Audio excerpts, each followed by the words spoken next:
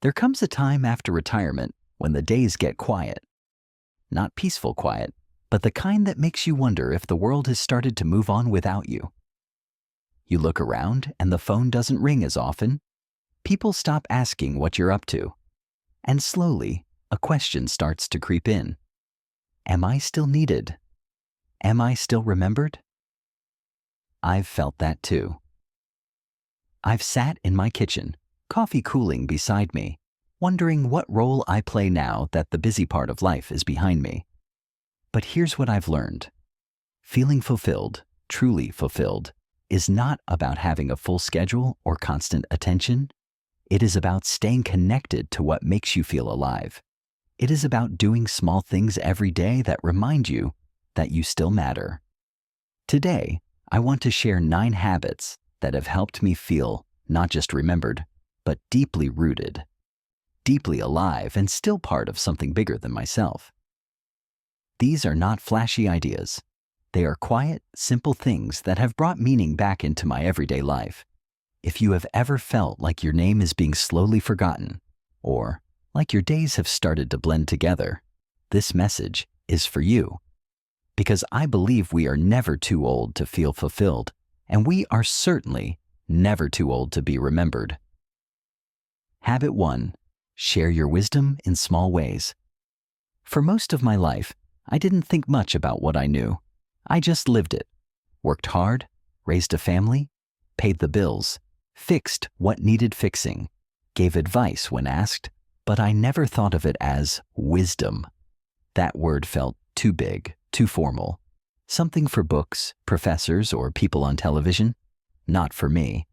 But then one day, my grandson asked me how I knew the wood was dry enough to start a fire without smoking up the room. I smiled and I said, "It's in the sound. Knock on it.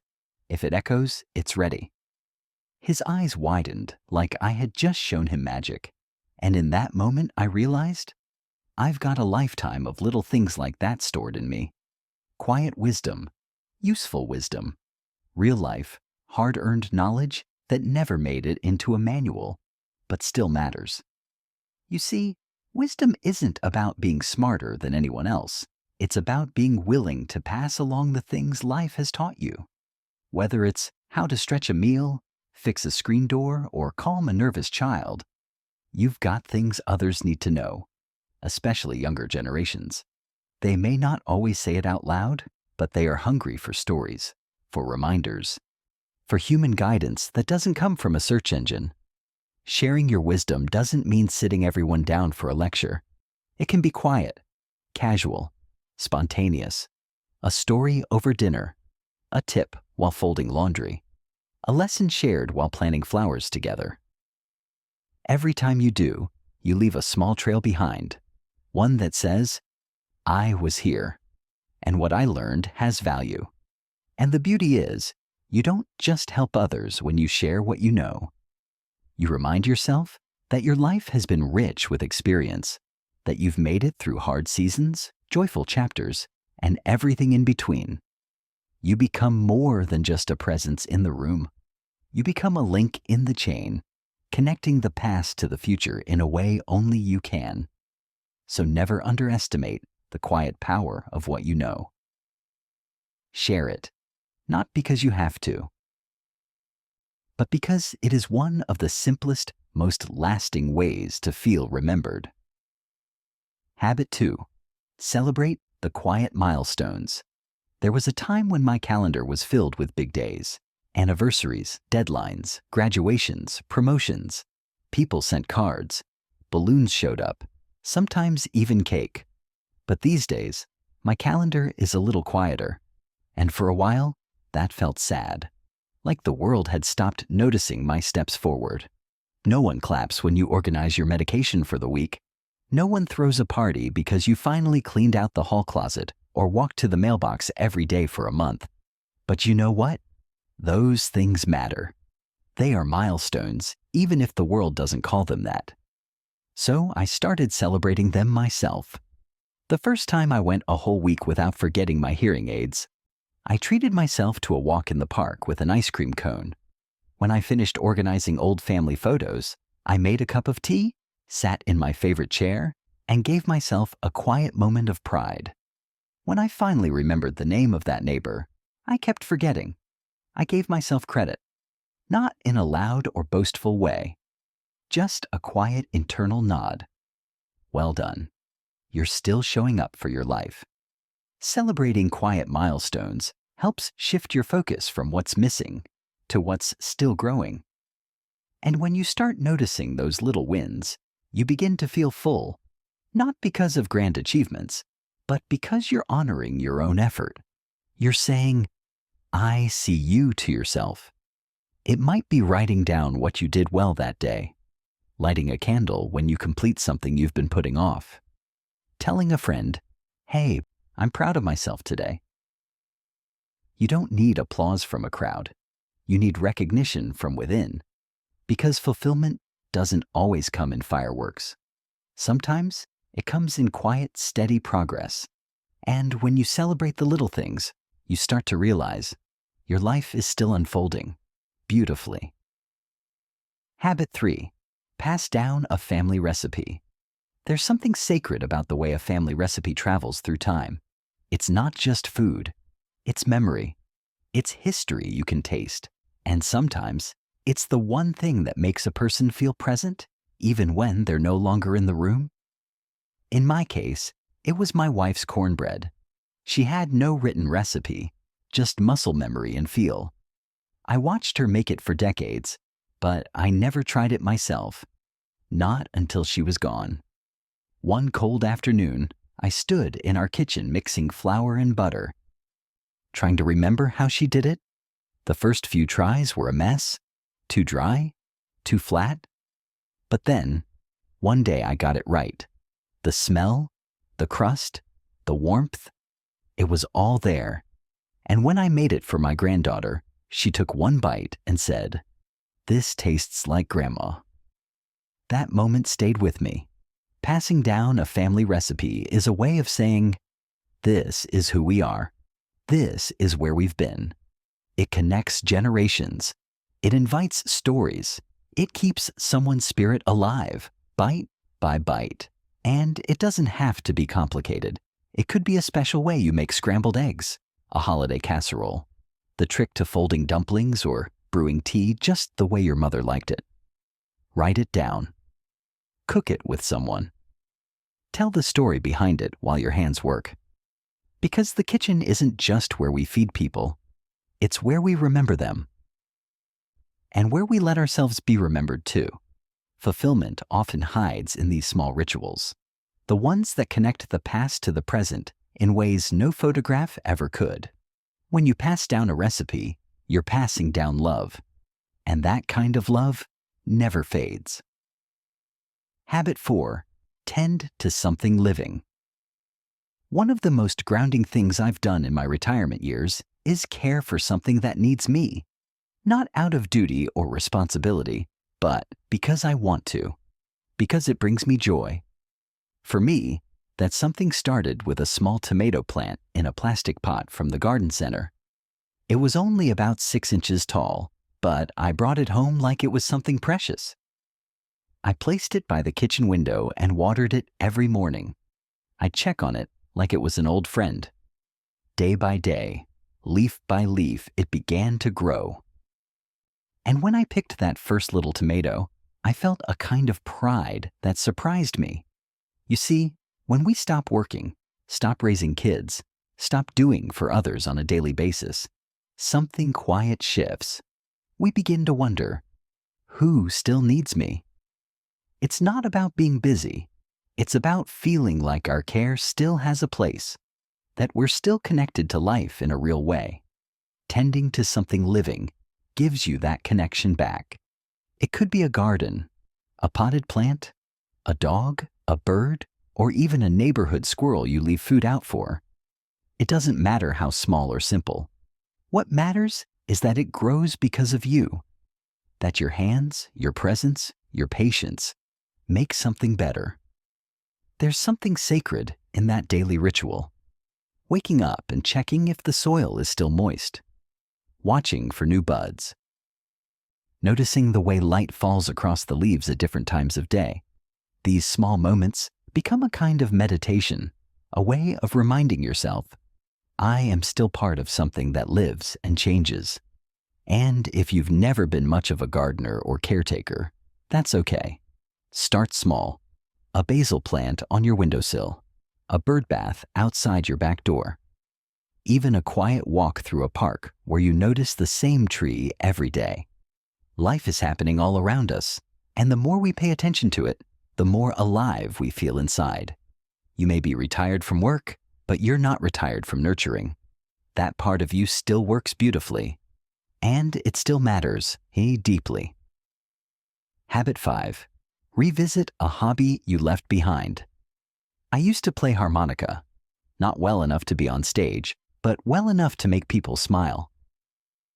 I'd play a little tune after dinner, or when the power went out, or just to pass the time while waiting for the coffee to brew. Then life got busy. Kids, work, bills, errands. The harmonica stayed in the drawer, for years, decades even. Then one afternoon after I'd been retired for a while, I found it again while cleaning out a desk. I held it in my hands and felt something stir. Not just nostalgia, something deeper, a piece of myself that had gone quiet. I wiped the dust off, put it to my lips, and tried a few notes. I was rusty. My breath was weaker, but something inside me woke up. We often leave parts of ourselves behind in the name of responsibility. And that's okay. It's part of growing up, of giving to others. But now, in this slower season of life, you get to return to those parts, the hobbies that once made you feel light, curious, creative, joyful. They're still waiting for you, and you're still allowed to enjoy them. It could be painting, knitting, fishing, photography, writing poetry, playing the piano. Whatever it is, if it once brought you peace or excitement, try it again. Not to be good at it, not to impress anyone, just to remember what it feels like to do something purely for you. When we reconnect with our old passions, we reconnect with our younger selves. And suddenly, we're not just living in memory. We're bringing memory to life. You don't have to start big. Just 10 minutes a day, a sketch in a notebook, a short song, a puzzle, a walk with your camera. Let your hands remember what your heart once loved. Hobbies are not a waste of time. They are a return to who you are beneath all the roles you've played. And when you do something that's just for you, you stop feeling forgotten, because you're reminding yourself, I'm still here. I still enjoy things. I still feel joy. And that's fulfillment in its purest form. Habit 6. Write a letter to someone who changed you. There's something about putting words on paper that makes the invisible parts of life feel real. Our memories, our emotions, our gratitude. Suddenly, they have shape. And over the years, I've found that one of the most fulfilling things I've done is write letters to people who may never even read them. People who changed me, helped me grow, shaped the person I am today. Some of them are still alive. Some of them have long since passed. But writing to them gave me something I didn't even know I was missing. A sense of wholeness. A sense that my life, with all its turns and trials, didn't happen in isolation. I wrote to my high school coach. I told him how his tough encouragement kept me from quitting the team, and how that decision taught me about perseverance. I wrote to an old friend I lost touch with, just to say thank you for the kindness he showed me in a hard time. I even wrote to my mother, not to say anything dramatic, just to remember the sound of her voice as I put pen to paper. Writing these letters wasn't about getting closure. It was about giving credit. Honoring the people who walked with me, even if only for a short while. And through that process, I began to see my life not as a series of isolated moments, but as a story full of influence, connection, and meaning. You don't have to be a writer. You don't have to be poetic or polished. Just write what's true. Thank them. Tell them what they taught you. Share the memory. Let it rise to the surface and become real again. You can keep the letters in a box, or you can read them aloud. You can send them or not. But the act itself is what matters. When you acknowledge the people who helped shape you, you remind yourself that you've been loved, guided, and supported. You remember that your journey has not been invisible, and neither have you. Habit 7.